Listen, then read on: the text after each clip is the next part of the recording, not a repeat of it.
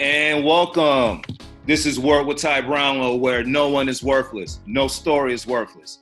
I am coming to you, via podcast. I'm not in the studio. I am, doing podcasts now. I'm reaching out to my people all over the United States, worldwide. And, today I have a very special guest. And let me give you a couple of words about my guest. Lyricist. Yo. Inspiration. Most of all, survivor. Ladies and gentlemen, please welcome to the show, Miss Erinjoi Carmack. Miss Erinjoi, welcome to the show. What's going on, Ty? What's the deal? I'm so proud of you and so glad to be a part of the movement, yo. Thank you so much for having me. I appreciate it. No problem. Now, I know you and I have been talking for a while to get your story out. So I have a podcast now. So when I came to Chicago, I can still reach out. I can still talk to my people, okay? All right. So now we're going to talk about something serious today. First and foremost, let me just say this. I thank you, for giving your time and your story. And hopefully, like I said before, you can be an inspiration for someone else, okay? So today, what we're talking about is thriving after a domestic violence relationship, because we have a domestic violence survivor with us today. So my first question to you, Erinjoi. Yes. A lot of people may not know your story. Mm-hmm. Why are you willing to share it now? Well, Ty, it's not even that I never was willing to share my story. I was always afraid to share my story. Why? Right? I always wanted to tell my story because at the time, because of church, just to be perfectly transparent, because there were a lot of people that we both know that we grew up with. So it's not like it was somebody, and I don't want to say random because it doesn't really matter how long you've known a person, in my opinion. But that relationship was rooted in the church. So it was a little tougher for me, just because that's my root. Those were my roots, if that makes sense. No, I totally understand. Okay. So I was always willing, but I felt embarrassed. That would, if I could sum up everything that I said, would be more so embarrassed. That it was somebody from the church, and that it was somebody, that just from the church, period. And then just to say like, oh, this is such and such from the church, or, this is such and such, and just feeling like a sense of like, how can I really be going through this and then still be going to church with the person, and then still going to the concerts and the choirs and the this and the that and the revivals, you know what I'm saying? But meanwhile, get your head bashed in. Okay. So basically this was someone that, you had close contact with, and no matter what, you were always going to be around this person because of the environment you were in? Absolutely. Absolutely. It could be somebody's birthday, or a pastor's this, or a bishop's that, or such and such jurisdiction has a such and such. I'm gonna be there because at the time I was in the choir. At the time I was, helping direct the children's choir of my church. Okay. So I was very, very, very much involved in the church. So the likelihood of us being in the same space at the same time was very high. Okay. So basically there was no escaping from being around this person's presence, period. Absolutely. Okay. Now, from the outside looking in, people, always say, well, hey, girl, you should leave after any sign of abuse. I couldn't do that. That couldn't be me, this, that, and the other, blah, blah, blah, blah, blah. We always hear it now, but that's from the outside looking in. Let me ask, why was that, why was that not so simple for you to do? So, when I think about this question and I say, why was it not so simple? I don't know why. I think that, again, religious background and conditioning. Let me just say that. Societal conditioning. Because I also saw my mother in an abusive relationship, right? Okay.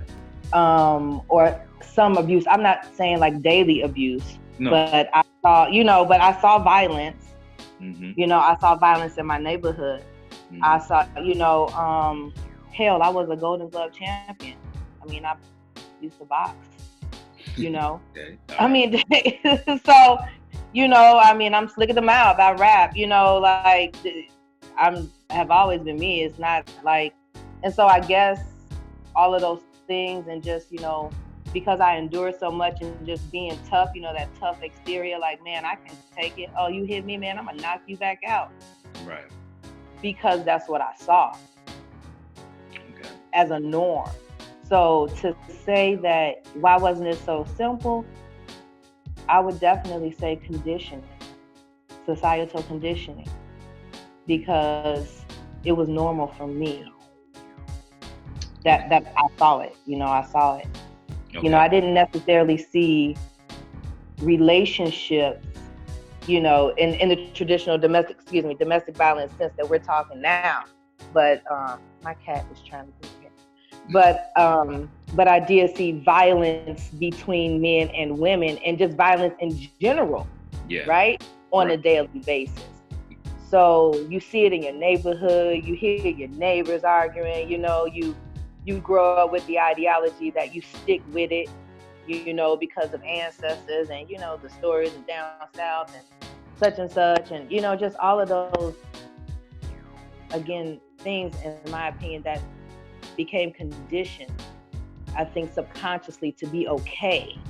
So when it happens, even though it was a shock, it was like, oh, wait, I'm in this? And then let's throw in religion.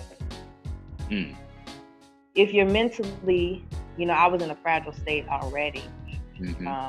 And I want to talk about that too, mental health.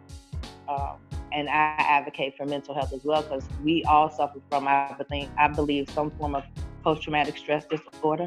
Oh, yeah. Just violence that we see, mm-hmm. And so you have that, and then you have someone who's in the church who holds a rank in the church, and then you have that, well, Jesus said forgive 70 times 70, and then again, it's just all psychological games at the end of the day. In my opinion, and that was just my experience. You know what I'm saying? As I've been, able to come out of it and reflect on a path that led me to be free, was just understanding that, wait a minute, this is all mental. I have the ability to change. I have the ability to change my circumstance.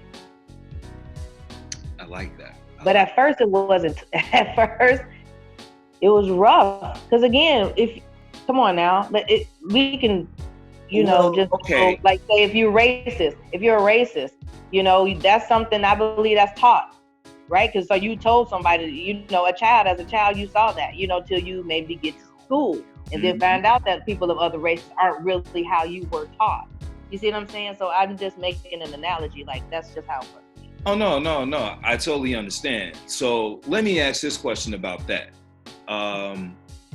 As far as it not being so simple or what have you. Like the first time you felt, or the first time you realized what was really going on, like what was going through your mind then? So the first time that it happened, like when we came to blows, we was listening to Tupac. And so, I know it's not a laughing matter, but I gotta be me. And it was just like, and again, and you already know, Ty, I was always the girl in the cypher with the fellas. So I was, hanging with the fellas. That's just what it was. So it was like, whoa, you hit me, I'm five back on you. Right. And then that was the okay. You know what I'm saying? Like the okay moment. And then it just escalated from there. Now, as you're going through this, did any friends and family know? Or if they did they reach out? Did you reach out to them? Let me tell you something. This is real talk. So I'm always strong. I always went to work, but I would go to work with makeup. Like I did me with some makeup on, like with some foundation to cover that up. Mm-hmm. Or I would wear glasses. I was a senior admissions advisor, so I had face-to-face interviews with people to help change their lives, right? So I'm calling folks. You already know. Mm-hmm. You work together. You know what I'm saying? So this is what I did. It was help people. And so I have my coworkers who would take my pictures for me, my busted face, my busted lip. I have coworkers who brought me in the room like, look, enough is enough. We know you covering it up. I had my daughter's godmother, one of them, her name is Tina. She raised Riley, since she was little. She has a home daycare. Mm-hmm. To the point that when I would drop Riley off one morning, she was like, listen, if you let him do that again, I'm calling DCFS on you. The detective on 111th Street. Because what happens is when you make a report of domestic violence over the phone, the police come, right? And then it goes to 111. And so my name, God is my witness, my name came across this lady's desk so much to the point when she called me. I was at the gas station on 76. She called me like, yo, I'm tired of your name coming across here. If you're not gonna do nothing, or you're not gonna go get a restraining order, I'm gonna come deal with you. This ain't got nothing to do with CPD and you. This is a sister to a sister. Look, like she really got down on me. Right. I got you. Because it was you know what I'm saying? Because it was just happening so much. And she probably sees it a lot. And yeah, she was. Right. So she was there for me. My cousins was there for me. But my cousin Octavia, later on, I come to find out that she told somebody, Erinjoi, stop when Erinjoi gets tired. Because typically what happens, and this is so true, it happens to me, is that you get everybody involved and then you back with the person. So now I done called Ty, I done called Juice, I done called this, I done called everybody to come put the foof-ops. Yeah. Now everybody got eggs, everybody got to go to court for this knucklehead. Meanwhile, we back together. Right.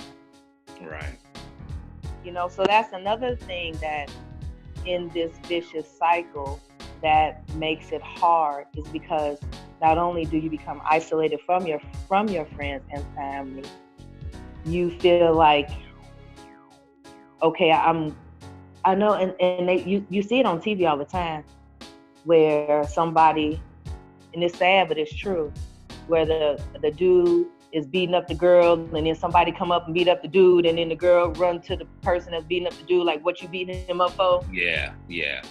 I've heard of those instances. Yeah. It's sad, but yeah. It's true. So, people try to help, but it wasn't going to help. It wasn't going to be as effective as if until I got tired. You have to get fed up. You just got to be sick and tired of being sick and tired. I promise you just have to be sick and tired of being sick and tired. It don't matter if you got to go to a shelter. It don't matter if you got to go to a friend's house. That person has to be sick and tired of being sick and tired. So speaking of which, let me ask, like, at what point were you like at your lowest, and how did you like fight to turn yourself around from that? The point that I was at my lowest was, you talk about, this is when you have instances when you believe hope beyond hope in a person, right? Mm-hmm. We weren't together. We weren't living together at all, but he wanted to see his daughter. And it was like, take me to my daughter's house. Bring me my daughter and take me to my mother's house, to his mother's house, right? To see his to see her grandmother, basically, right? And then while I'm driving, I still can't drive past Kenwood to this day. It really hurts my soul. When I was, is it a park? But the space right before Kenwood, it's like the open land right there on Lake Park, right on 47, right before you get to the Jerk Griller, right there, right on Lake Park, but it's right by Kenwood. Okay. While I was driving, he punched me in my face with the baby in the backseat. My daughter was 3 years old. Punched me in my face, bloody my face, and you can't see it, but my lip is scarred. I have 2 scars right here on my lip right now. But and then I ran some men, I don't know who they were, I remember they chased, and they stopped in the middle of the street like, man, we saw what happened. And they chased him across Kenwood, and I think they found him. But then I ran into McDonald's with my baby, and my face was all bloodied up, messed up, and had police, and that was it. That was my lowest point. When I finally got scarred in the face. My tooth right here, I don't know if you can see my tooth, that's messed up too, because at one point he had gripped my tooth and shifted my grill back. So yeah, those were the lowest points. And then I tried to find a program. Maybe this is something that I want to ask. Is there a program for women to help get their grill fixed after they've survived domestic violence? Because I haven't seen a program like that. But I would like to advocate for services to women who were disfigured by men or women, whatever, men and women, I guess. Who were disfigured by domestic violence. I think that's something, well, you should probably Google it or whatever to see what's going on as far as that, because Google knows every damn thing these days. But no, don't worry, it's an ad gonna come up right now because we talk about it. See, because I don't even want to talk about that. That's a whole nother conversation. No, a whole nother podcast. But no, I think that would be great. I think that would be something that, man, everyone could pretty much use and benefit from. Wow. Okay. First, just let me say, the story that you're telling me so far is very gripping. It's very compelling. It's the truth, Ty. And that's why I'm feeling a certain type of way as I talk to you, and give this interview. This is probably one of the most emotional interviews I've ever done. Look, let me tell you something. Let me interject before we continue. First of all, it's because you've known me for so long. Second of all, a lot of people that know me don't know that side of me. Nobody will ever think that me, and I'm not saying me because I'm just so this great, outstanding person. I'm just saying, but the person who I am, I've always been outgoing. I've always, been loved people. I've always gone out, and then to turn around and be so isolated and nobody know where I was. I wasn't doing music. For me not to do music, and I learned how to DJ on the campus, that was insane. That whole 7-year period. I can't believe it was so, no, she's 7. 4.5-year period of my life, 5 years. It took me 5 years total to totally absolve myself of any type of anything. I don't have any hate. I don't harbor hate. I don't have any of that in my heart anymore. But just to totally absolve myself for the situation, it took me 5 complete years. 5 years of torture, 5 years of being called bitches and hoes. Can I say that? Hey, this is a podcast. You can say that. 5 years of, I'm this person, I'm that person, 5 years of threatening. And then, let me tell you what was my other lowest point too. So, okay, we made a sex tape. It worked for Mimi, so fuck it. I'm just saying, no. We was in a relationship, damn it. Well, I'm just saying, we was in a relationship, damn it. And this fool on my mama, on my grandmama from the Philippines, who we just buried.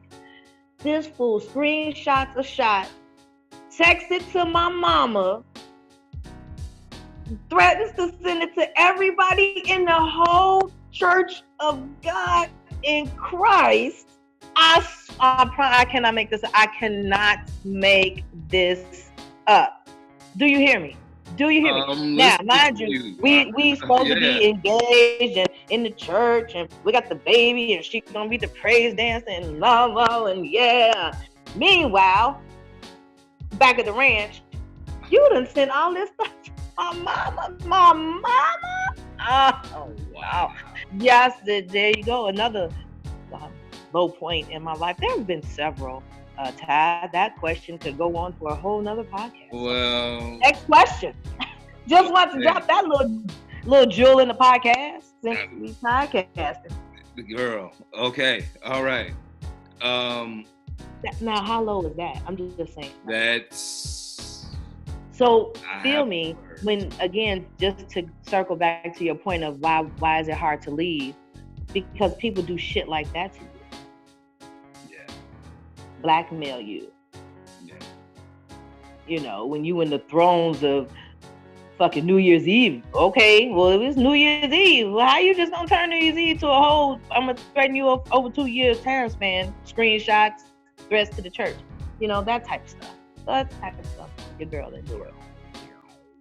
Okay, well, let me ask, like, going through all that, did you ever feel like trust me. Like real life? Your life was in danger. I mean, and you've told me several incidents, especially with the, driving and punching, and I just understand that because you're putting everyone's life at risk personally. My life was in danger every day. This is real life. If anybody out there that's watching this or listening to this that used to work at Computer Systems Institute downtown on Madison and Wabash knows that every day I would have to get walked out of the building by security. I would have to park my car at $18 a day. Now, mind you, we was making that guap, but it was, we was parking $18 a day because the valet people, I got cool with the valet people, and this fool came out of nowhere and smooth hit my car. He threatened me with a gun in the lobby. What? Yeah. Say he's gonna shoot me. He would call the front desk of my job, try to get me fired.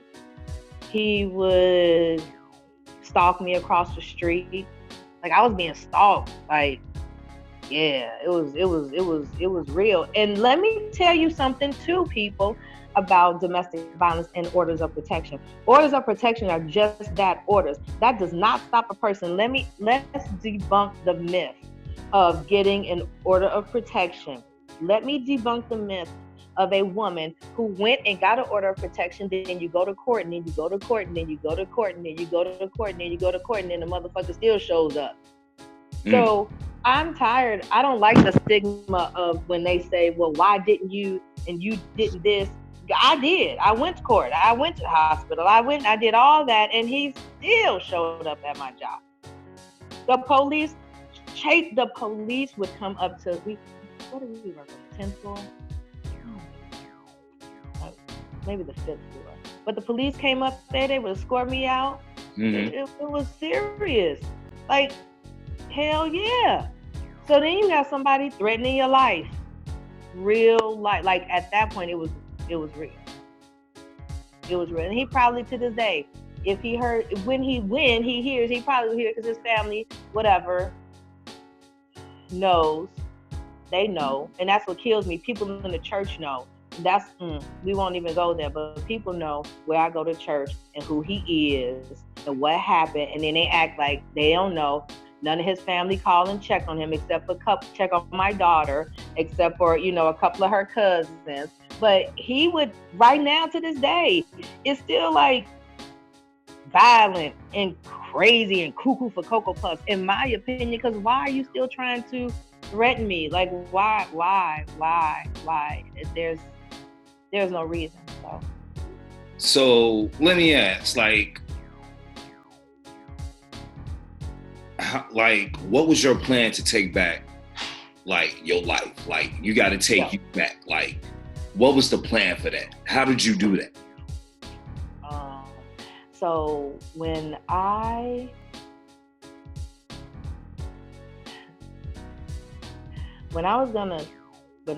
had my own suicidal ideation about taking my own life to get done with this bullshit, and then my homies came to my rescue like, nah, B, it ain't even that serious.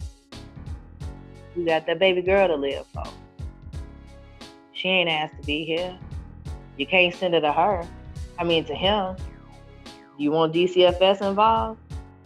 You know, that's when it got real. When it was like, fuck that. I got a little girl. Do I want to leave her in the same fucked up ass cycle that I've been through? You know what I mean? Do I want to end my life because somebody didn't value me? But hell, I didn't value myself. And, you know, that was another plan to take back my life. When I realized also that I had to take some responsibility in it too, because when I talk about domestic violence, let me tell you something. I know you heard the story. If you open the door and they show you it's a snake and they bite you and you keep opening the door, at some time you got to take some type of accountability. So I'm just taking accountability on the fact that, damn it, when you see the red flag, stop being so hard on yourself, or stop not loving yourself enough to push that shit to the side. You can't make nobody feel a hole in you. That hole is going to always be there unless you get healed. And the only way that one can get healed is if they be the fuck by themselves, go to counseling, do some mantras, do some Qigong, I don't know, drink some, I don't know, do something, get your chakras aligned, something. Because until you are whole and healed in yourself, you will always continue to attract this bullshit. That's why people always get into another type of relationship that's like that. And the only way that I beat it again is because somebody said, look at your daughter, fool. You don't want to go out, fool, because then you're going to lead your daughter to the same thing that you were subjected to. And that is being a selfish motherfucker. And I didn't want to go out like a selfish motherfucker. That's real. That's real. I have no... So let me ask, at what point did you feel that you were free from that relationship? Like, at what point, like, when was the magic point you were like, you know what? Boom. Like, free? Yeah. So, you know, let's keep it on 1,000. You could be apart from somebody for a year, 2 years. When you see them again, it's like, right back in it. Fuck that shit. I'm right back at you. You know, real talk. No. I don't care what happened. You know what I'm saying? So on my daughter's birthday in October 2018, she turned 6 years old. And again, I hadn't seen him, but somehow he found the church. Somehow he found out that my daughter was having a birthday party. Somebody told him. Listen, I'm just going to say, son, we're going to roll with Rush and say somehow he found out that she had a party at the church. I got you. He comes strolling through the basement. I'm like, and now they already know what he did because I let it be known, like, yo, this fool. And so here we are outside the church arguing. This fool still threatens my life. This fool still reaches inside. I was on my way to get the po baby a candle from Walgreens right there. I don't want to say where I go, but you know, right there by the church. Okay. And this fool raises, says, let me say goodbye to my daughter. I raise down the window. He reaches in the car and commits to smacking my damn phone out. I said, you know what? That's it. It called the police again. So October 12, 2000. October 14, 2018. is when it was a wrap. I was like, this fool is crazy. You gonna really hit me outside the church at a birthday party in front of her again? Like, dude, you mental. At that point, I was like, you're crazy. And we're just gonna pray for you at this point. We just, because who does that? Who comes to their child's birthday after not seeing them, not buying them a air sandwich, air boot, air jacket, air sock, air gallon of milk, air anything, nothing, the oxygen and the hydrogen and the tube, none of that, and you just want to show up and act a fool with no present in your hand. Get your crazy ass on. So that was the point when I was like, you know what? Yep, and have not seen, heard, hell, no high water, don't care. There's no inkling of, because as women, and let me just be transparent, like you get lonely and you want to reach back, you want to see what they doing, you want to log on to Instagram from the other pages, you want to do, makeup shit. Come on, just all the shit we do to be trying to find out what a motherfucker doing. None of that. None of that. No, all that was out the door. But it took that last little, that last little straw, that last little one. And it was a wrap. Well, and that brings me to my next question. Like, how is life for you today? Like, what's life for Erinjoi? What lyricist? So life for me today is so amazing in the sense that I understand that everything I want is what I can manifest, right? Like it clicked, right? It finally clicked. Like everything I want that I need. Like I've had all the material things, but I'm talking about peace. Not leaving here aspiring to achieve everything that I dreamed about. Like I'm still, we still performing. How crazy is that, right? And then my son is doing so good. His name's Elijah Love. Y'all check him out on YouTube. Congratulations to him. He has a video out, right? Yeah, he just won. I know you have a video, something going out. Yeah, the name of his song is called Ashley. He's doing good, and he grew up, in this. Man, my daughter's good. My other son, he goes to boarding school in Canada. Like, he's super duper smart. Like, I walk. I have 2 legs, 2 arms. I'm not in the mental institution. I'm breathing. Life for me is mad grand because I can manifest anything that I want. I'm manifesting my story to be told. Look at God. Look at this. You know what I mean? Like, for real talk. It's for real, and I just want everybody to know that without God, nothing is. With God, everything is possible.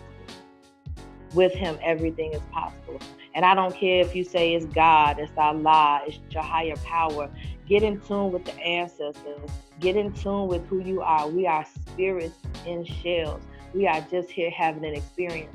And once we realize that we can change that experience, all it is in your mind. Ladies, fellas, if you are in that situation, don't feel worthless. Look at yourself in the mirror and say, I love you. I love you. It is the hardest thing. Ty, it took me so long to look in the mirror and say, I love you. That's, at the end of the day, you have to love yourself and you have to be willing to go beyond. And if I can just give any words of encouragement to women, is that it's not going to stop. They're not going to stop until they kill you.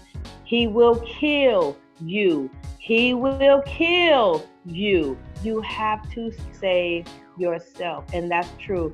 And I don't mean to be macabre, but we just heard about, all these girls being killed and the crazy ass boyfriend and such knew and blah, blah, blah, blah. And this, that, and the third. It's going to happen again. It will. Listen, it's going to happen again. You got to get out. And if y'all need some encouragement, y'all need some strength, y'all can give me a call. Get in touch with my boy Ty. Man, Ty, I appreciate you, man, because Ladies need to know you can recover. You can still achieve your dreams. I started it.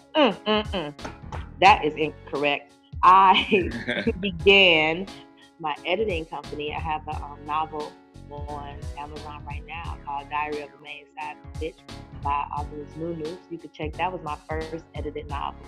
So I started my editing company called Sweet. You know, back with lyricism. Shout out N13. Shout out to 9. You know what I'm talking about? Shout out. You can check us on February 15th at Solo Redline's birthday in Melrose Park. Get up, get in tune with us. You already know shameless plug lyricism. But that's how life is for me, Ty. You know what I'm saying? Living life and just being healthy, mind, body, and spirit. Just working on my health, mind, body, and spirit. All right. So this brings me to my last question. This is the question that my show and podcast. This is what I put my brand on. All right. This is what I'm getting the T-shirt made with. All right. Here we go. Miss Erinjoi Carmack. Damn it! Is the one word that describes you and why? The one word that describes me is resilient. Resilient. Why? Resilient. Because I have this definition. Would you allow me to read it? Yes, please. Resilient, of a substance or object, able to recoil or spring back into shape after bending, stretching, or being compressed. Of a substance or object, able to recoil, spring back into shape after bending, stretching, or being compressed. So I say that would describe me, because when you have been thrown through a wall when you were 8.5 months pregnant, through the wall, like body through the wall, like not on the wall, through the wall. When you get to St. Bernard and they say your baby is still okay, when you endure ridicule by the church, when you feel like there's nothing left, when you want to kill yourself, but you look at the product of that tragedy and you say you got to turn that shit around and you got to end generational curses, I would say fucking resilient is what the hell I am. Word. Hey, ladies and gentlemen, like I said before, she is a lyricist. She's a mother. She is an inspiration, but most importantly, she is a survivor. But everybody know her as Erinjoi Carmack. Erinjoi, I thank you for being on the show today. Man, it was my pleasure, man. Y'all forgive me. Ed is all bogus. Hey, this is me. This has always been me. It's me. I ain't got look. Nails ain't half done. It's all good because I'm alive. I'm alert. I'm awake, and I'm enthusiastic about life. And that's what's up. We thank you. I thank you. Man, ladies and gentlemen, this is Erinjoi Carmack. This is Word with Ty Brownlow. Remember, no one is worthless. No story is worthless. We out. Appreciate y'all. Peace. All right.